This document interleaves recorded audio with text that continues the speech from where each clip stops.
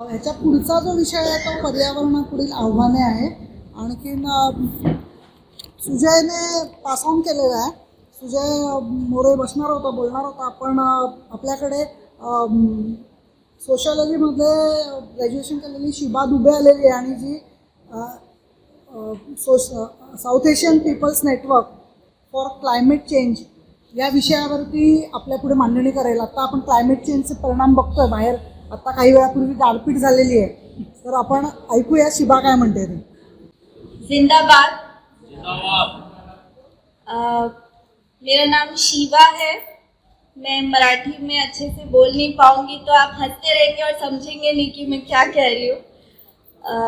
मेरा नाम वो प्लान में नहीं है. जैसे मैं जिस टॉपिक पे बोल रही हूँ क्लाइमेट चेंज, पर्यावरण बदल, वो अचानक बिन बताए आता है. वैसे ही मैं आ गई हूँ. उसके लिए प्लानिंग की जरूरत नहीं होती है. जलवायु परिवर्तन.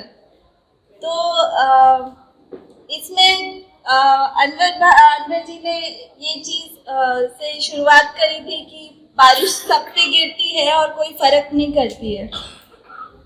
तो उससे मैं बात आगे लेके जाऊंगी कि बारिश फर्क नहीं करती है, लेकिन इंसान ने इतना फर्क पहले से बना रखा है कि बारिश का जो फर्क होता है वो सब पे अलग अलग होता है. ये हमको सबसे पहले समझने की बात है कि जो लोग पक्के घरों में रहते हैं, जो लोग एसी ऑफिस में काम करते हैं, जो लोग एसी गाड़ियों में घूमते हैं, उन पे शायद गर्मी, बारिश, आंधी, तूफान का फर्क उतना नहीं होगा जितना उनमें होगा जो असंगठित मजदूर हैं, वो बाहर धूप में काम कर रहे हैं या कच्चे घरों में रहते हैं और या फिर गांव में खेती मजदूरी कर रहे हैं. तो जलवायु परिवर्तन का फर्क अलग अलग है और जो जितना गरीब है, जो हमने अभी तक जितने मुद्दों पे बात करी, उन सबके जो पहले से ही शिकार है, पहले से ही उसकी तकलीफें झेल रहे हैं, उस पे जलवायु परिवर्तन का भी असर ज्यादा होगा. पहली ये बात समझना. दूसरी कि असर तो ज्यादा होगा, लेकिन उस असर से निकलने के जो साधन होते हैं वो भी उनके पास कम है. अगर किसी बड़े शोरूम वाले के शोरूम पे तूफान आता है और टूट जाता है, कुछ उसका सामान का नुकसान हो जाता है, तो उसके पास इंश्योरेंस होता है, वो अपने नुकसान की भरपाई कर सकता है. लेकिन अगर कोई फेरी वाले का नुकसान होता है, उसके पूरे सामान खराब हो जाता है, उसका कोई इंश्योरेंस नहीं होता है. या किसी का ऐसा रोजगार है जो अब मौसम बदलने की वजह से या जलवायु परिवर्तन की वजह से अब वो ज्यादा नहीं कर पा रहे हैं, तो उनको कोई ट्रेनिंग करने के लिए पैसे नहीं देता है कि आप कुछ नया रोजगार सीख लीजिए और आपका रिहैबिलिटेशन हो जाएगा. तो असर भी ज्यादा होता है और असर से बचने के जो साधन है वो भी कम है हमारे पास.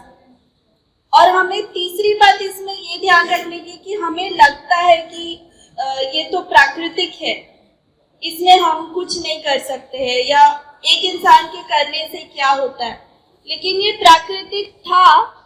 अब ये इंसान ने इतना अपने करने से प्रकृति पे असर डाल दिया है कि अब जो ये जलवायु परिवर्तन जो है ये असल में लोगों के करने की वजह से. क्या करने की वजह से? जैसे हमने देखा बहुत गाड़ियां इस्तेमाल कर रहे हैं, बहुत ईंधन का इस्तेमाल कर रहे हैं, बहुत ज्यादा पेड़ काट के घर बना रहे हैं. तो ये कुछ लोगों की करने की वजह से ही है. ऐसा नहीं कि कुछ प्राकृतिक हो रहा है जिसपे हमारा कोई कंट्रोल, कोई काबू नहीं है.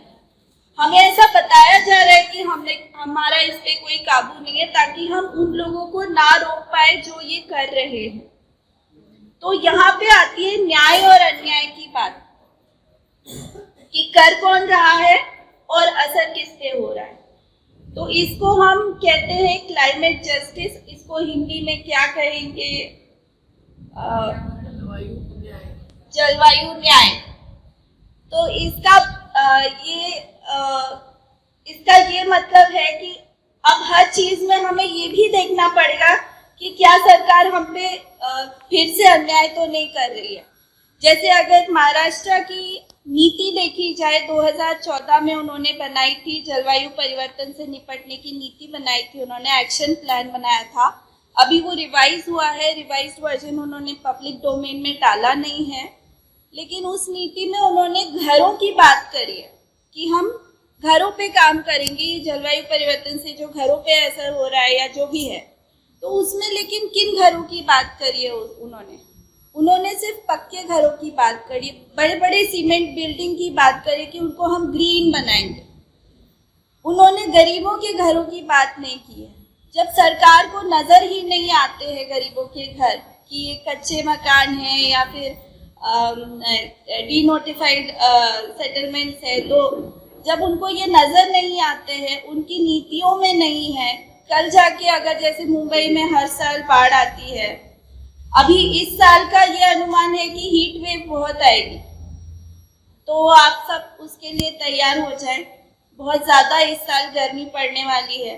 और जो टिन के घरों में रहते हैं, जिनकी छत टिन की होती है, पतरे की होती है, उन पे 4 से 6 डिग्री ज़्यादा गर्मी का असर पड़ता है।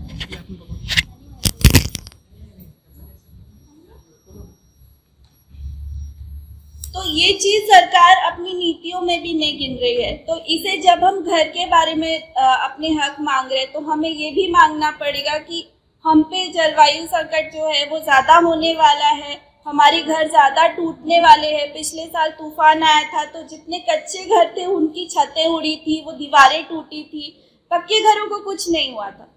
तो ये क्योंकि हमें ये समझना है ये प्राकृतिक नहीं है, ये कोई कर रहा है, तो इसीलिए यहाँ अन्याय हो रहा है। और अन्याय हो रहा है मतलब हमें नीतियों में ये चाहिए कि सरकार इस चीज़ को इस पे नज़र रखे और हमें उसका मुआवजा दे। ऐसे ही जो असंगठित मजदूर हैं, कहा ऐसा एक टर्म है जो यूज़ किया जाता है, क्लाइमेट कैनरी। कैनरी एक बर्ड होती है, एक चिड़िया होती है, जैसे खदानों में जो ज़मीन के नीचे होती है, उनमें पहले चेक किया जाता है कि अंदर ऑक्सीजन है कि नहीं। हम अगर मजदूरों को भेजेंगे वो सांस ले पाएंगे कि नहीं, तो उसके लिए एक मजदूर को भेजा जाता है या फिर पहले एक चिड़िया को भेजा जाता है। उसी तरीके से क्लाइमेट चेंज का असर क्या होगा ये किसी को नहीं पता, लेकिन ये हमें पता है कि सबसे पहले वो असर गरीबों पे और मजदूरों पे होगा। वो सबसे आगे की लाइन में खड़े हैं, तो उनको क्लाइमेट कैनरी के नज़र से भी ये सब मानते हैं कि हाँ, इन पे सबसे पहले असर होगा, फिर हमें पता चलेगा कि इंसानों पे क्या असर होने वाला है, फिर हम उसकी तैयारी करेंगे।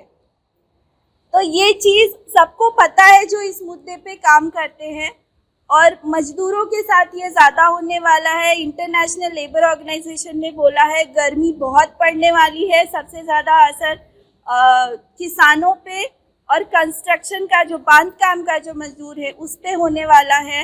इनके काम करने की क्षमता भी कम होने वाली है और इनका रोजगार भी गिरने वाला है। लेकिन ये चीज़ सरकार की जो जलवायु परिवर्तन की नीति है उसमें नहीं है, उनके लिए कोई प्रावधान नहीं है, उनके लिए कोई उन्होंने पैसा नहीं रखा है कि इनके ऊपर हम ये खर्च करके उनको सुरक्षा देंगे। तो आपको अपने आंदोलनों में ये चीज़ भी रखनी चाहिए, ये मेरा प्रस्ताव है। धन्यवाद।